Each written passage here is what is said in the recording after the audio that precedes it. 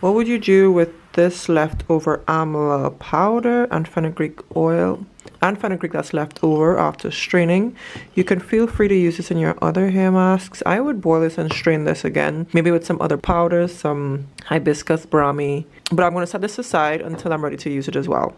Now this oil I would use in between using my other oils. So sometimes when I've maybe put fenugreek moringa oil to infuse and I'm waiting for it maybe a week or two, I would use this in the meantime until it's ready. So while it's infusing, I would use this, because this you could literally use right away because it's been brewing for maybe 2 hours in a double boiler.